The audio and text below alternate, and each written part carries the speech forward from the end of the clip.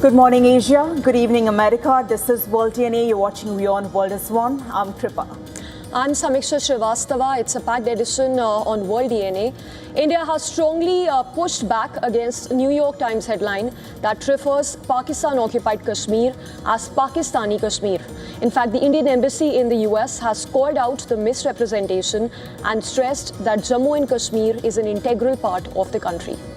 And in West Asia, the fragile calm has been shattered. The US has launched new strikes inside Iran, following President Donald Trump's warning that Washington would hit Tehran very hard. And this is just days after a pause in fighting had raised hopes of renewed diplomacy. We'll get you more on that, but first the headlines.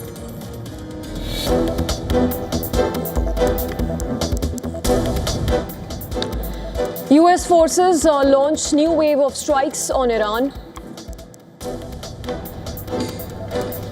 marking the first attacks on Iranian soil in nearly a week. The strikes come hours after President Trump pledged to hit back in response to Iran targeting American bases in Jordan.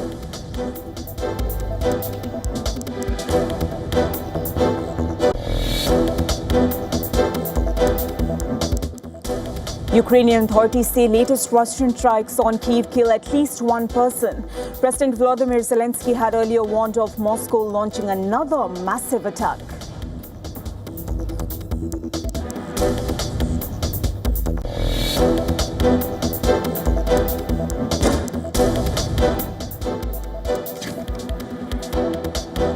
A federal jury convicts a man who stabbed novelist Salman Rushdie in August of 2022 of engaging in an act of terror. Hadi Matar is already serving a 25-year state prison sentence for the attack.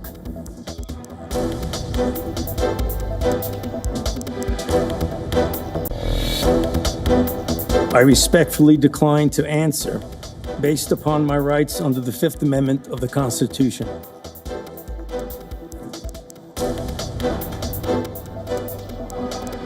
Dr. Anthony Fauci, former top U.S. infectious disease official, he refuses to answer questions at Senate committee hearing on origins of COVID-19, casting the hearing as a character assassination.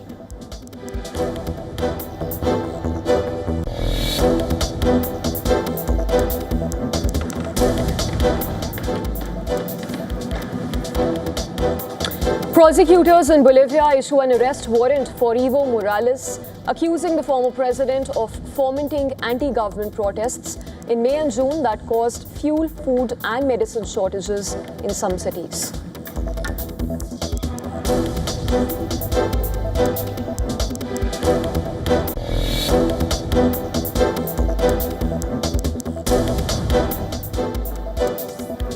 Raging wildfires advance in Spain's Zamora province as firefighters, residents, they battle to contain the blaze. Wildfires have forced large-scale evacuations of people in Spain and France over the past days.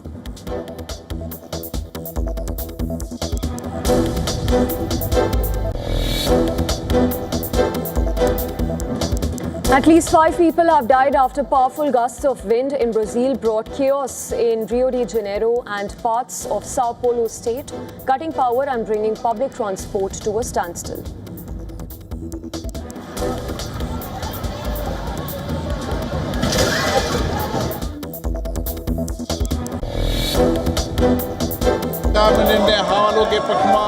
हवालों के पक्ष में प्रस्ताव स्वीकृत हुआ और विधेयक पारित हुआ।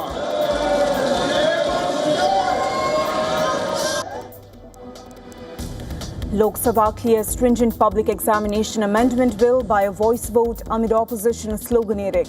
The two-day debate saw heated exchanges as opposition slammed government over crackdown on protesters.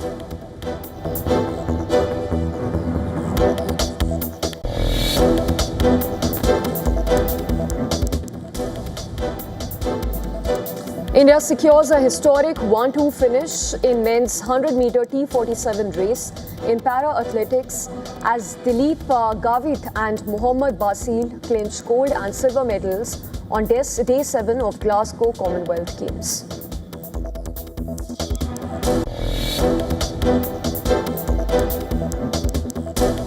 US Federal Reserve has kept interest rates unchanged at 3.5 to 3.75% despite a split among policymakers, with three calling for a hike over inflation concerns. Chair Walsh says Fed remains focused on returning inflation to 2%.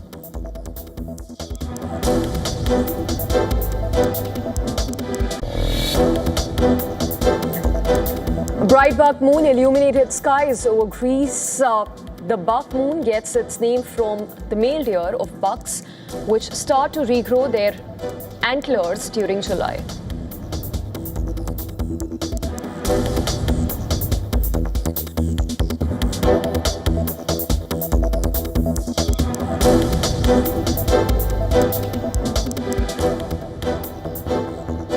The US has launched strikes in Iran yet again following President Donald Trump's warning. Speaking to Fox News, Trump had said they will be hitting the Islamic Republic very hard. In fact, Ripa, the strikes come after a halt in fighting since last Friday, which had spurred hopes for a return to negotiations. In a post on X, US Central Command said the attacks were in response to attempted Iranian attacks on US forces based in West Asia. Iran launched missiles at US ally Jordan, with Iranian state media later reporting an American attack near Piranshahar Bora area. Meanwhile, two ships used for processing and storage of gas caught fire in the Egyptian port of Damietta. In fact, private security monitor UK-based Ambre reported that the Greek-owned and Bermuda-flagged tanker and the US-owned and operating floating storage vessel were hit by at least one unidentified drone.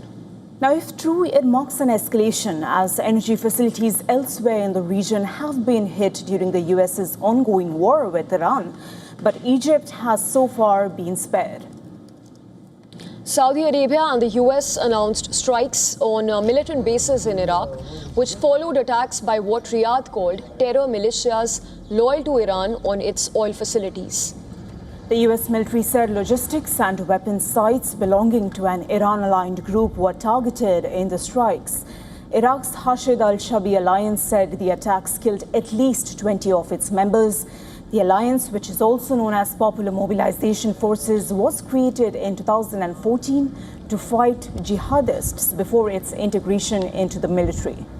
It includes brigades belonging to Iran-backed groups reputed for acting unilaterally. Iraq denounced the US-Saudi strikes and said that it rejects all acts of aggression, regardless of the party responsible of the justification presented. This despite Trump claiming that the strikes were coordinated with the Iraqi government.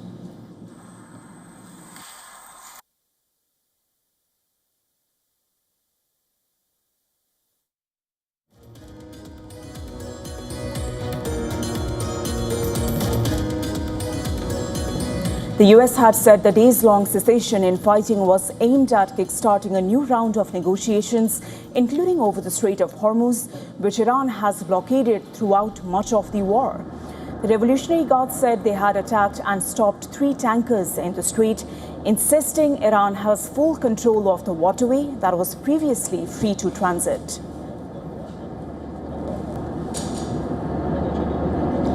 For more on this, WION's correspondent Susan Tehrani has sent us this report from New York. The United States has launched retaliatory strikes against Iran after what officials say was an attempted Iranian missile attack on U.S. forces in the Middle East. U.S. Central Command says that the operation targeted military infrastructure linked to Iran's missile and drone capabilities, calling it a direct response to the threat against American personnel. President Donald Trump had warned that the U.S. would hit them hard if Iran attacked. The latest strikes mark another sharp escalation in the conflict and raise concerns about further retaliation regarding stability and the security of energy supplies through the Strait of Hormuz, a key artery for global oil shipments. Susan Tehrani reporting from New York for WION World is One. Ukraine's capital Kyiv came under a fresh Russian missile attack early this morning, just hours after President Zelensky warned that Moscow was likely to launch another large-scale overnight strike. Now, at least one person was killed in the attacks as explosions shook parts of the city. The attack comes after Ukrainian drones struck refineries and logistics centers across Russia. Explosions were heard across Kyiv as air raid sirens sounded, and Kyiv's mayor Vitaly Klitschko confirmed that the capital was targeted with ballistic missiles and urged all residents to remain in bomb shelters, even warning that the threat of further strikes remained high. President Zelensky took to social media late Wednesday to urge residents across all regions of Ukraine to head to shelters, while noting that the strike had been planned by Moscow days in advance. As air raid sirens echoed across Kyiv, the city's underground metro stations once again became makeshift bomb shelters, with families, children and elderly residents gathered underground as air raid alerts sounded across the capital, reflecting the daily reality for millions of Ukrainians living under the constant threat of Russian missile attacks. I come here every day when they report that there's going to be a heavy bombing, because Russia is a terrorist state and it fires on us every day. We usually head to the underground parking garage near our building, but our anxiety is so overwhelming today that we've decided to go a level lower. Missiles have struck underground parking structures before. We take shelter there nearly every night out of fear of the airstrikes. And what I like about Zelensky once again appealed to Ukraine's allies to provide additional missiles for the country's air defense systems, highlighting a critical shortage of Patriot PAC-3 interceptor missiles to address these security challenges. President Zelensky met with U.S. President Donald Trump at the White House earlier this week to discuss domestic Patriot missile production. Only U.S.-made Patriot systems are currently capable of intercepting Russia's ballistic missiles, but Ukraine says its stockpile of interceptor missiles remains critically low. The latest Russian assault comes after Ukraine carried out a drone attack that targeted facilities in Russia. A Wildberries logistics center in Ryazan region caught fire following the reported strike. Verified footage even showed smoke and flames rising from the warehouse, while authorities reported damage to industrial sites. Wildberries said that the facility was evacuated as investigations into the incident continued. Meanwhile, Zelensky met Polish Prime Minister Donald Tusk, where the two leaders discussed defense cooperation and bilateral ties.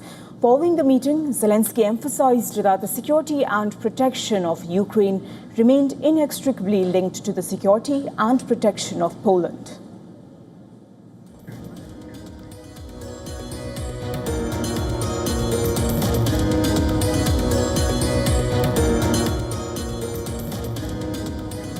U.S. President Donald Trump took keen interest in former top U.S. infectious disease official Dr. Anthony Fauci's appearance before a Senate committee on Wednesday.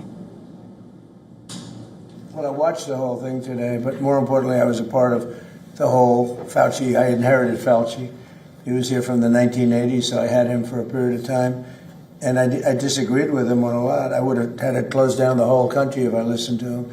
I went the Federalist way, which is basically let the governors decide. And generally speaking, the Republican governors did very well. The Democrat governors did not very well. But Fauci wanted to have nobody wearing masks, if you remember, and then everybody had to wear 5 masks, as many masks as you could get. Fauci faced adversarial questioning from Republican senators about the origins of COVID-19. He invoked his constitutional right not to answer, casting the hearing as a character assassination. This is the latest twist in the longest-running feud between Anthony Fauci and Republican Senator Rand Paul, who insists that the origins of the pandemic began in a lab and was covered up. Dr. Fauci declined to answer questions on U.S. funding for coronavirus research in Wuhan. The hearing was chaired by Senator Rand Paul of Kentucky, and this comes in the background of a series of Republican-led investigations into the U.S. pandemic response and the origins of COVID-19. Senator Paul has repeatedly accused Dr. Fauci of misleading Congress about U.S. funding for coronavirus research at China's Wuhan Institute of Virology. Dr. Fauci declined to answer any questions on the advice of his attorneys invoking Fifth Amendment. Any reasonable person who has followed his unhinged obsession with me would readily come to the same conclusion. Therefore, although it pains me to do so, because of the respect I have for the legislative branch of government and my decades-long record of cooperating with Congress, under the advice of my attorneys, I will invoke my right under the Fifth Amendment of the Constitution to refrain from answering your questions. The Fifth Amendment is part of the U.S. Constitution's Bill of Rights, which provides several legal protections, the most well-known being the right against self-incrimination. When someone invokes the Fifth or pleads the Fifth, they are exercising their constitutional right not to answer questions if their answers could be used against them in a criminal case. Well, during this pandemic, Fauci served as the face of the U.S. health response, advising successive administrations on COVID-19. While many credited him for his scientific leadership, he also became a polarizing figure, drawing sharp criticism from conservatives over mask mandates, lockdowns, and other public health measures. Earlier in June, former director of National Intel, Tulsi Gabbard, also accused Anthony Fauci of misleading the public and Congress over COVID-19.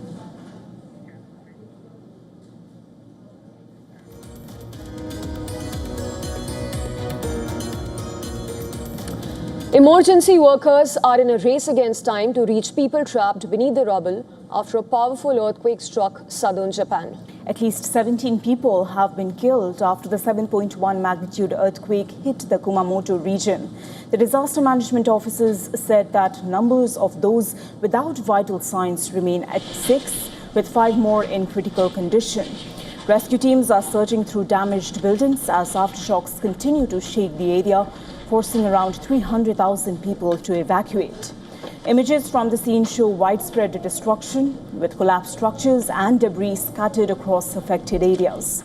Police footage revealed the damage inside a shopping mall in Kumamoto, where rescuers searched through twisted wreckage for survivors. The mall was hit by a major explosion around 5:50 minutes after Tuesday's earthquake. 8 people were pulled from the rubble of the partially collapsed building, but 3 of them later died. The operator of the damaged shopping mall has apologized following the explosion and said that it is cooperating with authorities as investigations are still on. The earthquake has also damaged one of Japan's most recognizable landmarks, which is Kumamoto Castle. Part of the historic castle's centuries-old stone walls collapsed after the powerful tremor. The site had already suffered extensive damage during the 2016 earthquakes, making the latest destruction another painful blow for the region. Across Kumamoto, thousands of people have been affected, houses have been damaged, transport networks have been disrupted, and communities been forced to evacuate. It was just like 10 years ago. There was a bam sound. It was like in a film. Is this for real? During the previous quake, it felt like the ground was breaking up violently. In response, Japan has launched a major emergency response operation. The military has deployed 3,600 personnel and 20 aircraft to assist with rescue missions, transport support, and damage assessments. Emergency crews are working across the region, helping residents leave dangerous areas and providing assistance to those affected. Prime Minister Sanae Takaichi has called on residents to remain alert and move to safety, saying that saving lives is the government's immediate priority.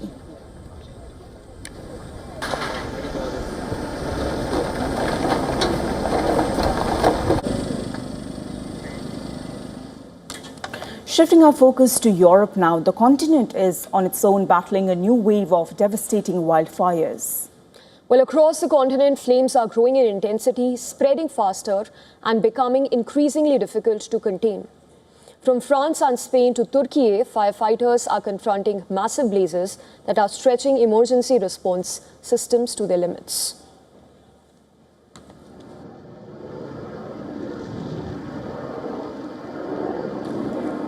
In France, the scale of destruction has reached historic levels. Around 92,000 hectares have already been burned, also marking the largest area destroyed in records spanning 2 decades. One of the worst hit areas is the Landes region west of Bordeaux, where a wildfire has ripped through around 42,000 hectares of mainly pine forest.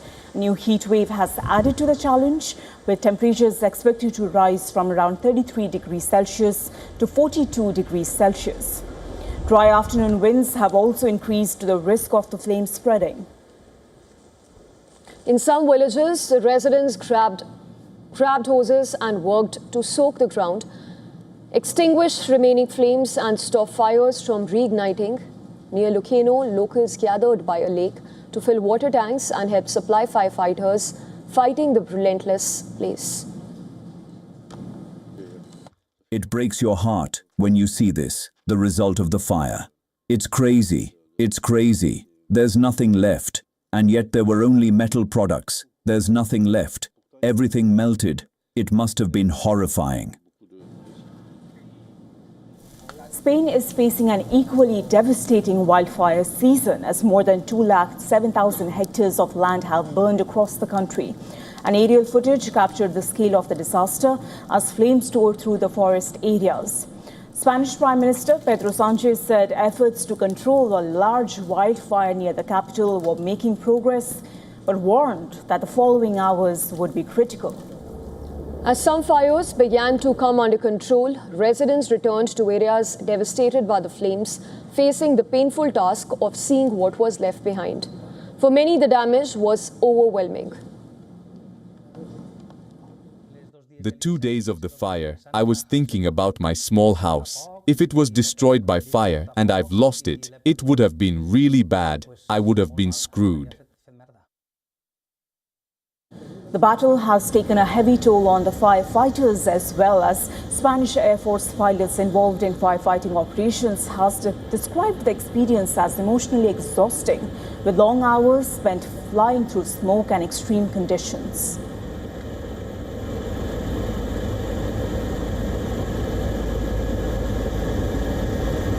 I just can't stop being shocked. This fire has indeed been on a colossal scale. We've been flying for kilometers from the loading point to the drop zones, taking in a desolate landscape. And the truth is, it's a real shame, because we're fighting to defend the greatest treasure we have, our countryside and our natural environment, and it's very emotionally draining. It's very hard to see the devastation caused by the fire. But now the crisis has spread beyond France and Spain in southwest Turkey, where a massive forest fire has forced the evacuation of a hospital. Flames can be seen moving dangerously close, with helicopters dropping water from above, while ground teams have been fighting to slow the fires at once.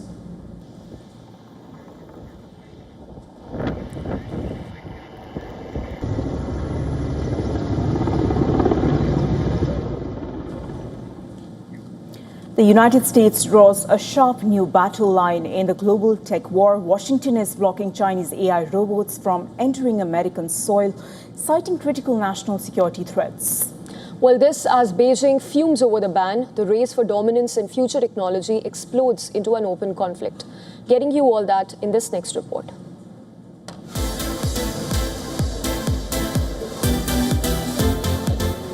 They dance, they sprint, they kick footballs, they carry objects and perform tasks that once seemed possible only in science fiction. High-energy humanoids are kick-starting a new robotics era in China. The robots are becoming part of a massive industrial race, and now Washington wants to stop them at the border. The Trump administration has moved to block new Chinese-made humanoids from entering the American market.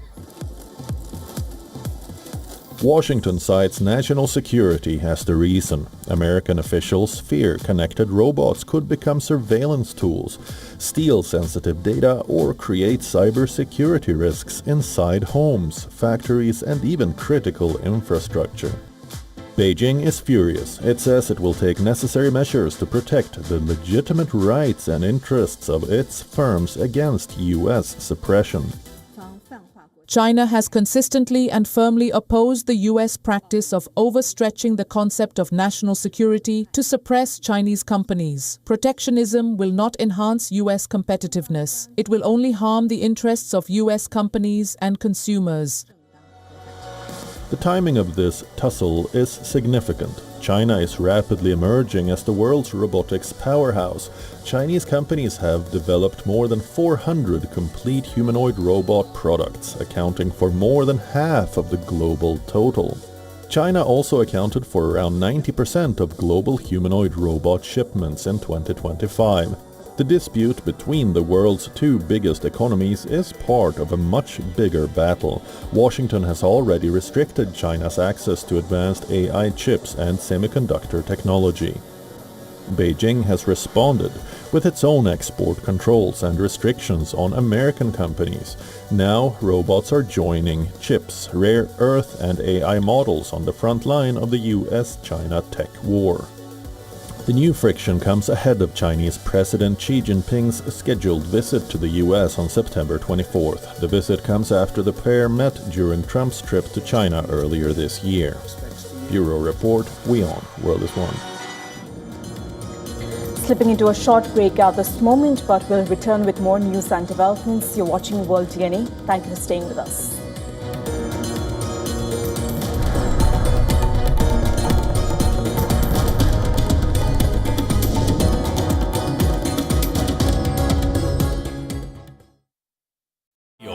India's global voice, the channel that brings you the biggest stories from across the world through India's lens.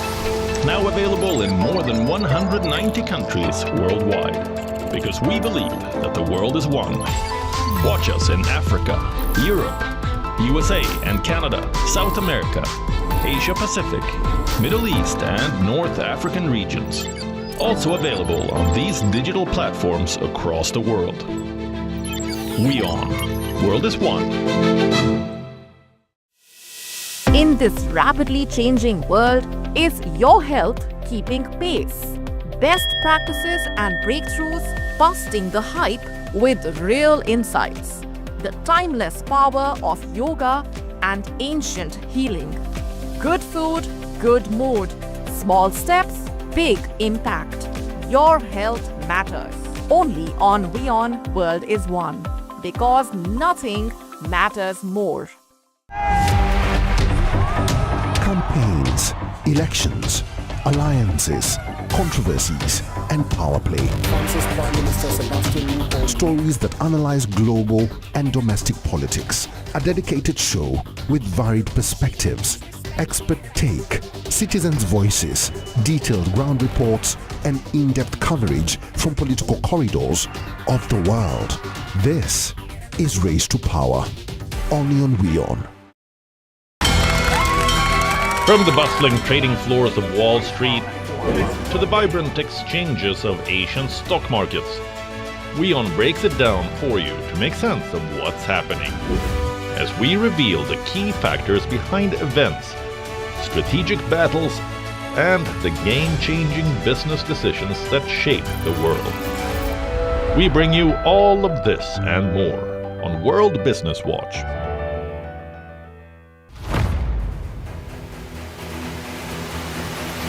Get the latest updates. Breaking news. Credible, clear, continuous. Experts across aisles. Diverse voices, one platform. WION World is One.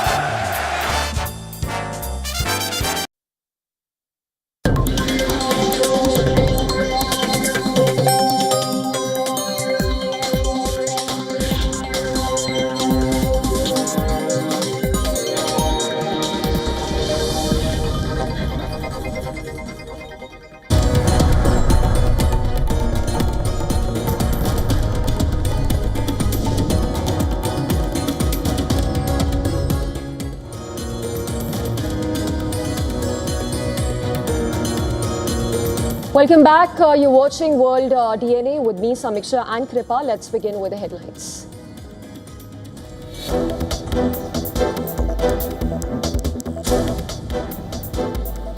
Explosions reported from several locations in southern Iran as the US military launches fresh wave of strikes. US Central Command described the attacks as a powerful response to attempted Iranian attacks on US forces.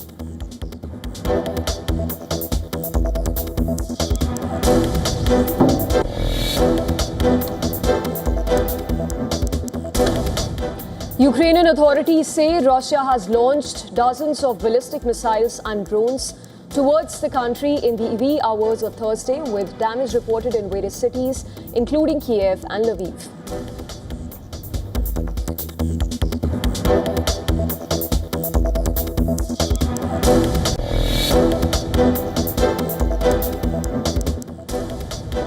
Japanese authorities say Tuesday's major earthquake has killed at least 17 people.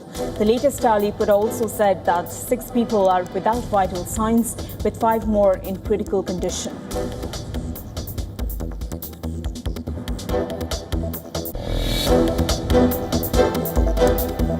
Three firefighters killed while battling forest blazes in Greece. As multiple fires break out around the country, residents and tourists evacuated from several villages.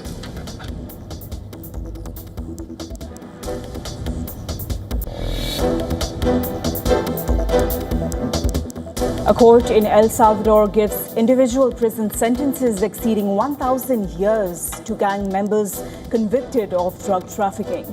The hefty sentences come in the context of country's ongoing war against gangs.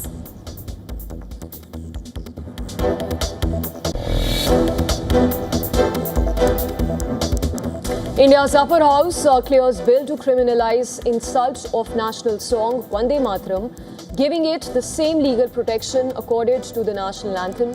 The bill cleared Rajya Sabha with a voice vote amid opposition's uproar over police action against protesting students.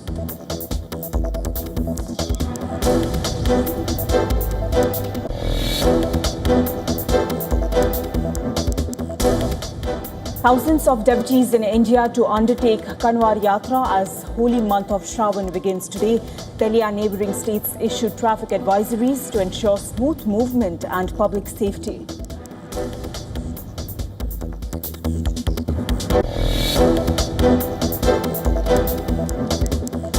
Meta reports a profit decline as heavy AI investments, legal costs and layoffs weighed on earnings. Despite a strong rise in revenue, Facebook parent warned that it will continue spending billions to expand its AI infrastructure.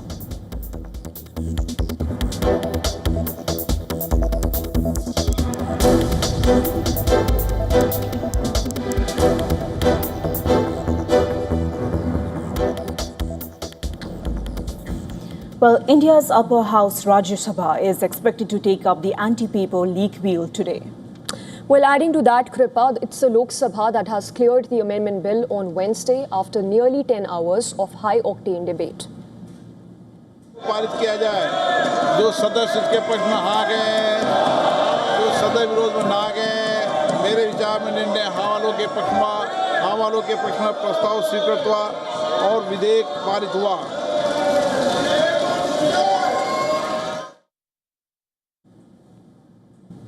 Well, leading up to the vote, a fiery war of words played out in the Lok Sabha as leader of opposition Rahul Gandhi launched a scathing attack on the government. His remarks on police action during the July 20th student protests even prompted a sharp rebuttal from the ruling party. Sir, the Home Minister authorized the shooting of our students, sir. He put pellets into the blood of our students. He ordered the students of India to be shot. How can he say that somebody ordered firing? You can make statement outside in the house. You cannot make that statement. It is a serious allegation. It is a breach of his own position and privilege. This is not proper. Home Minister Amit Shah and Prime Minister Narendra Modi did not participate in the debate. Both leaders remained absent from the parliament throughout the two-day debate on anti-paper leak bill. सदन की कार्रवाई आज 2:30 बजे तक के लिए स्थगित की जाती है.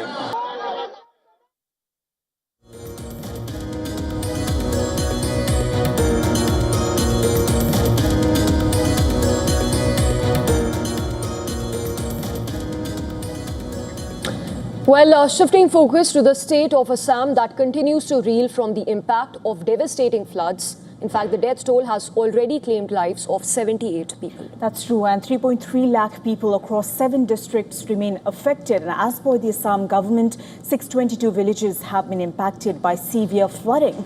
Multiple agencies, including Army, Air Force, NDRF, SDRF, and civil volunteers, they are carrying out relief and rescue operations.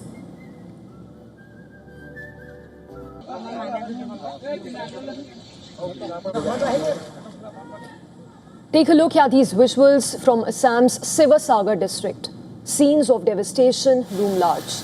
Houses, farms, livestock and livelihoods have all been swept away.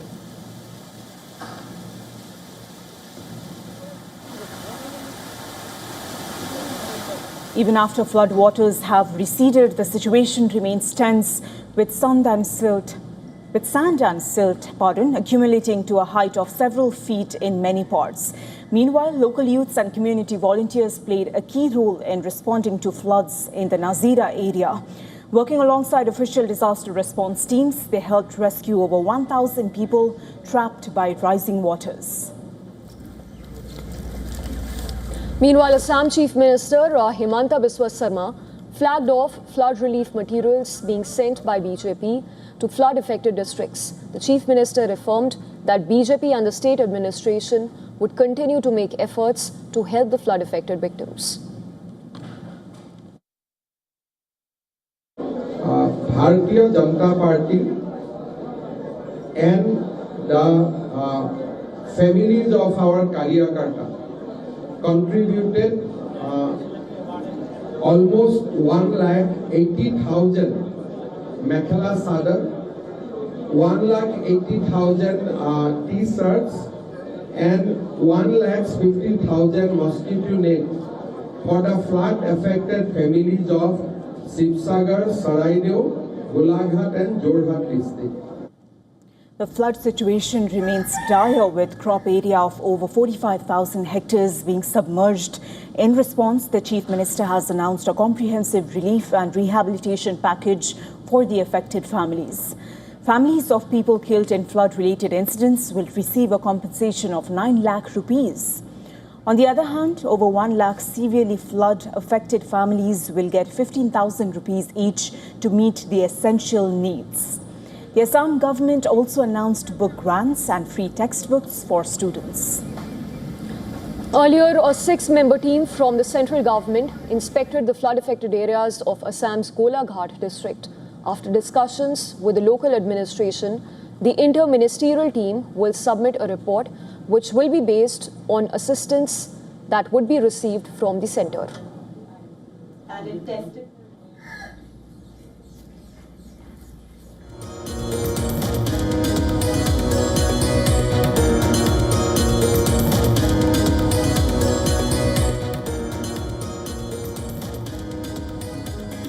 The Indian Embassy in the United States has strongly objected to a headline in a leading American daily, calling it out for referring to Pakistani Kashmir. Well, Kripa, adding to that, this is the article that was published in the New York Times that referred to recent violent unrest in Pakistan-occupied Kashmir using the term Pakistani Kashmiri, a phrasing India has firmly rejected time and again.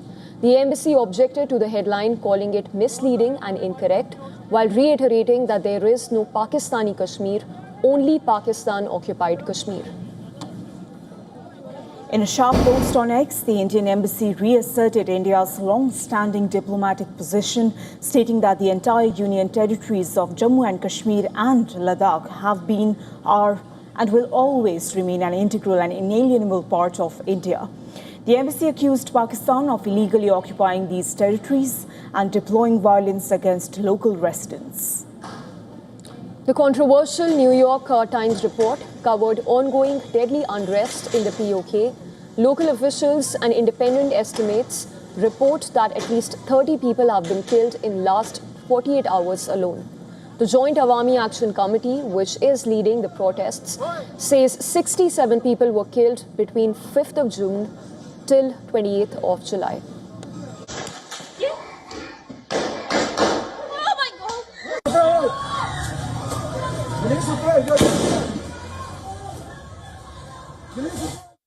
The unrest marks the latest escalation in months-long display of dissent by locals of Pakistan-occupied Kashmir.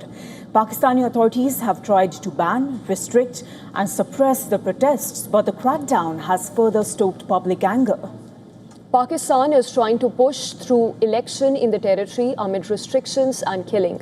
Pakistani police opened fire at protesters during the first phase of polling, allegedly killing several people. New Delhi House responded to this unrest, stating that the mass demonstrations are the direct result of Pakistan's economic exploitation, administrative oppression and denial of fundamental human rights in the region.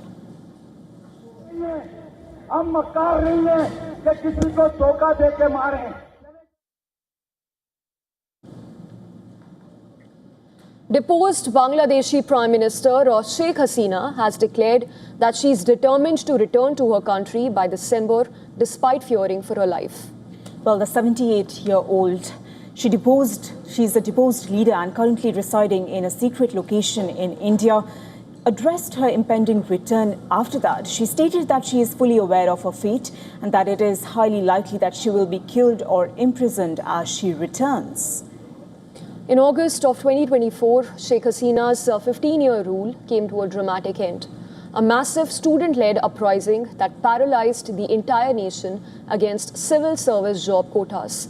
It quickly escalated into a full-blown, violent nationwide movement that demanded an end to her administration. As furious crowds stormed her official residence in Dhaka, Sheikh Hasina resigned and fled the country by helicopter, landing in India.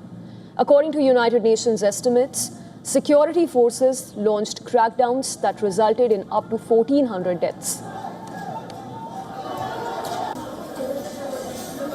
Since then, she has remained in India at an undisclosed secure location. In November, International Crimes Tribunal in Dhaka found her guilty in absentia of crimes against humanity for her role in the killings and sentenced her to death by hanging. Hasina has continued to dismiss this verdict as politically constructed on Bangladesh's extradition request. And India's MEA spokesperson in April had stated that the request was under examination.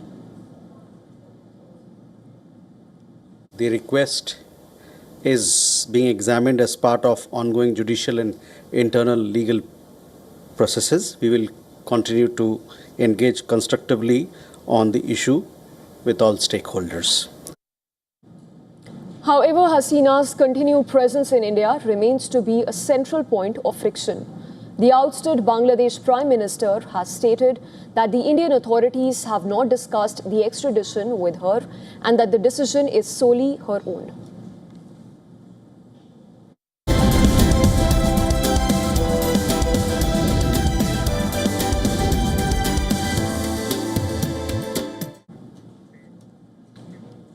While China's economy is increasingly becoming a story of two very different realities. While artificial intelligence, advanced manufacturing and exports are powering growth in some of the country's biggest technology hubs, many provinces that rely on tourism, property and traditional industries are struggling to keep pace. Analysts are calling it China's geographic K-shaped economy, where not just industries, but entire regions are moving in opposite directions. Here's a report.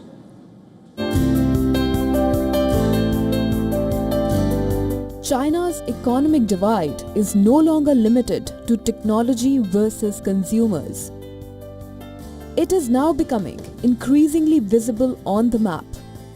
The latest provincial growth figures show that regions driven by artificial intelligence, semiconductors, and advanced manufacturing are expanding much faster than provinces dependent on tourism, real estate, and traditional heavy industries. Leading the pack is Zhejiang province, home to Alibaba and AI companies like DeepSeek and robotics firm Unitree. Its economy expanded 5.7% in the first half of the year, outperforming China's national growth rate of 4.7%. Other manufacturing and technology powerhouses, including Anhui, Shanghai, and Shandong, also posted growth of 5.6%, driven by strong exports and demand for high-tech products. The picture looks very different elsewhere. Henan, a province heavily dependent on tourism and property, managed growth of just 2%. Yunnan and Liaoning both expanded only 2.5%, as traditional sectors continue to struggle amid weak domestic demand and China's prolonged property slowdown. Economists say regions with strong exports and advanced manufacturing are benefiting from the global AI boom, while provinces reliant on consumption and legacy industries are falling behind.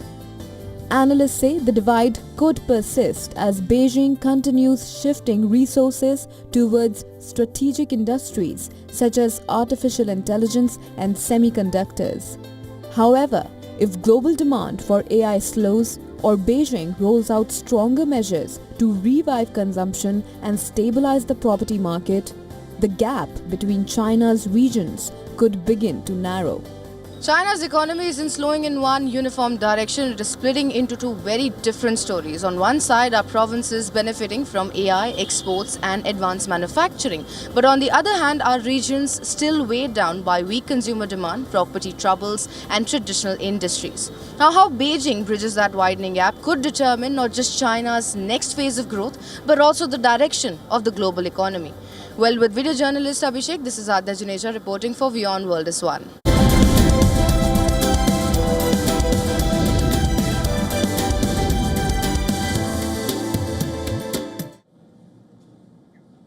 Let's look into the world of technology now. Microsoft is facing a new antitrust investigation in the United Kingdom after complaints that some Microsoft 365 customers ended up paying more. Well, following the addition of its AI assistant, Copilot, to their subscriptions, it's the UK competition's watchdog that will now investigate the matter as to whether the company clearly explained the price exchanges before customers renewed their plans. The investigation has been launched by the UK's Competition and Markets Authorities, or CMA. It centers on Microsoft's decision to include its generative AI assistant, Copilot, with personal and family Microsoft 365 subscriptions. Customers were initially given access to Copilot at no extra cost, but some later found their subscription prices had increased when it came time to renew. The CMA will now examine whether Microsoft clearly explained the new plans, the difference in pricing, and the options available before customers made the decisions. The UK regulator said that it supports the adoption of artificial intelligence, but stressed that companies must give consumers clear and timely information about price changes. Microsoft even said that it is reviewing the CMA's claims and will continue to work constructively with the regulator itself. The investigation adds to a growing list of regulatory challenges facing Microsoft over its software, cloud computing, as well as AI businesses. The CMA also opened a separate investigation into Microsoft's dominance in business software earlier this year. Regulators in Australia and Italy, they are now examining whether Microsoft provided adequate information to customers when the Microsoft subscriptions renewed after the introduction of AI features.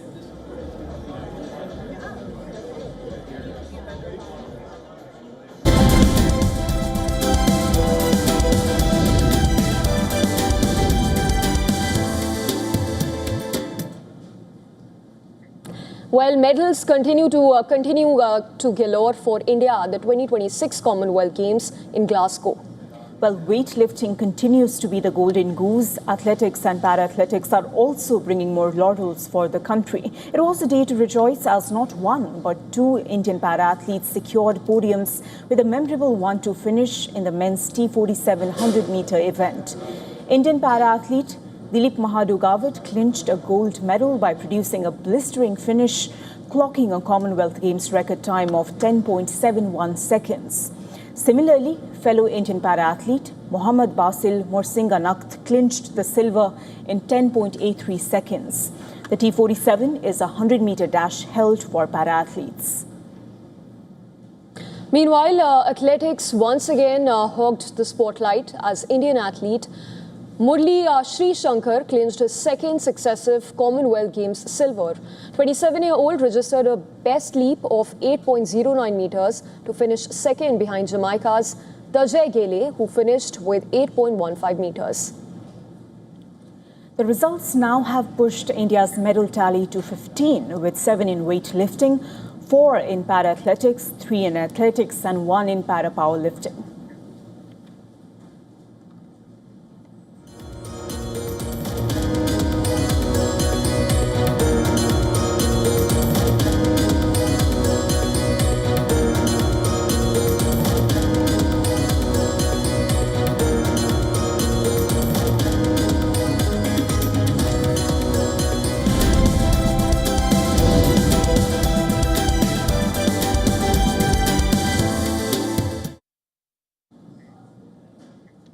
When Tom Holland first swung into the Marvel Cinematic Universe a decade ago, few could have predicted his stay in a standalone film. Well, today, Kripa, as Spider-Man Brand New Day hits theatres in the country, that is in India, let's take a quick look at his early performance. The stakes have never been higher for Marvel, especially considering that the studio has been at the low point in recent years. A confession that was made by the character Deadpool in the 2024 release Deadpool and Wolverine. The gap between 2021's and No Way Home and Brand New Day marks the longest drought for a live-action Spider-Man film in the MCU era. 5 years away from the silver screen is an eternity in superhero cinema, but it perfectly mirrors the narrative shift within the franchise. Holland is no longer playing the wide-eyed high school boy from Queens. He is portraying an isolated, darker and more aggressive Peter Parker who is grappling with adulthood and a world that has completely forgotten him. To understand the immense pressure on this new release, one only needs to look at the unprecedented box office climb of the previous trilogy. The 2017 release of Spider-Man Homecoming successfully rebooted the character with an impressive $880 million global haul. 2 years later, Spider-Man Far From Home capitalized on the post-Endgame wave to break the billion-dollar ceiling at $1.13 billion. But it was largely credited to the success of Avengers Endgame that very year, where Robert Downey Jr. made his official exit as Iron Man and Scarlett Johansson made her exit as Black Widow. Then 2021 Spider-Man No Way Home shattered pandemic-era records when it earned $1.9 billion. One of the reasons the movie managed to remain a smashing hit was because it brought back Tobey Maguire and Andrew Garfield in the role of Spider-Man. Now, following a recent slump in most MCU box office performances, the studio is pivoting away from multiverse-ending stakes toward a gritty street-level crime thriller. Brand New Day represents a whole new game for the studio. The introduction of John Berthnell's Punisher and a more volatile Peter Parker will test whether audiences will turn out for character-driven tension as enthusiastically as they did for cameo-heavy spectacles. For Holland, this fourth solo outing is the definitive test of his era. It will prove whether the franchise's billion-dollar success was reliant on the popularity of the Avengers, or if he, as Peter Parker, can carry a massive blockbuster entirely on his shoulders.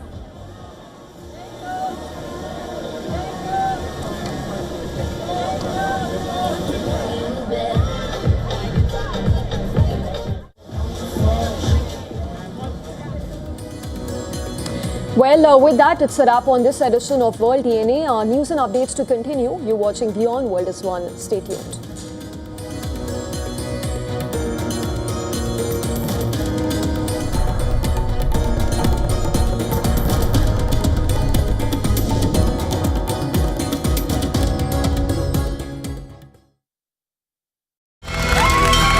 From the bustling trading floors of Wall Street to the vibrant exchanges of Asian stock markets, WION breaks it down for you to make sense of what's happening, as we reveal the key factors behind events, strategic battles, and the game-changing business decisions that shape the world. We bring you all of this and more on World Business Watch.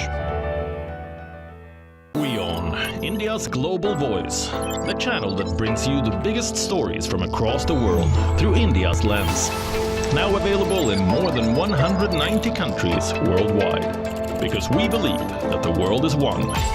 Watch us in Africa, Europe, USA and Canada, South America, Asia Pacific, Middle East and North African regions. Also available on these digital platforms across the world. WION. World is one. In-depth coverage of global issues broken down into facts, figures, and simple words. Backed with analysis from field experts who truly matter, because we believe in decoding the real picture for you. So you get a much wider and deeper understanding of stories from around the world, a 360-degree analysis.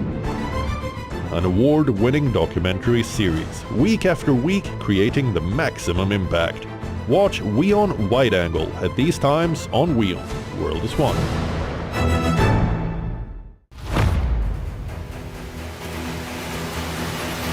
Get the latest updates. Breaking news. Credible, clear, continuous. Experts across aisles. Diverse voices, one platform. WION World is one. In this rapidly changing world, is your health keeping pace? Best practices and breakthroughs busting the hype with real insights. The timeless power of yoga and ancient healing. Good food, good mood. Small steps, big impact. Your health matters. Only on WION World is One. Because nothing matters more. Know more? Understand better? Think ahead. Hello and a very warm welcome. You are watching Gravitas with me, Molly Gambhir.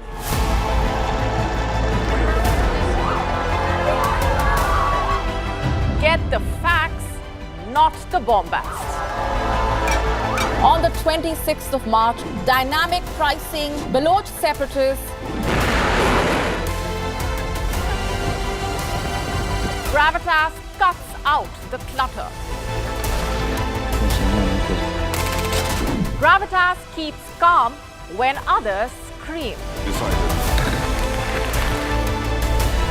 Gravitas brings news to life.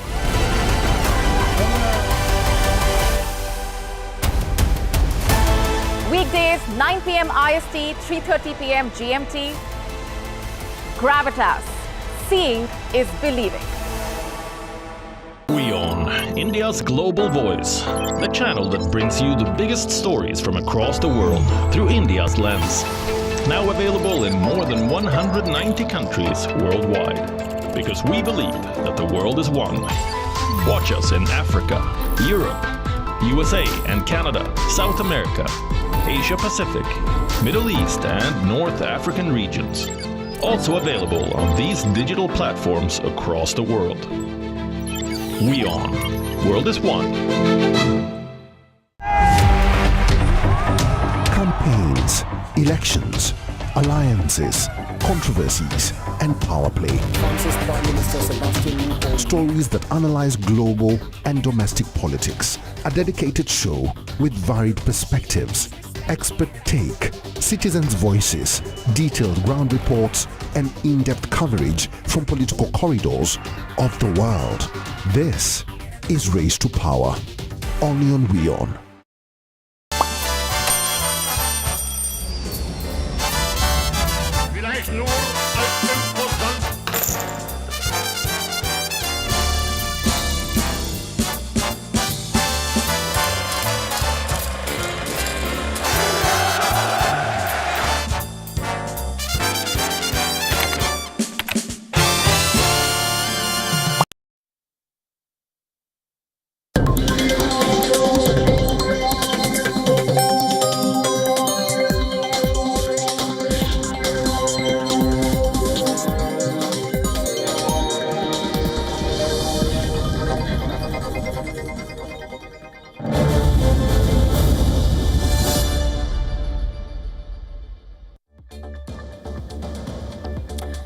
Thanks for staying tuned to WION. I'm Samiksha Srivastava. This is Speed News. Let's begin.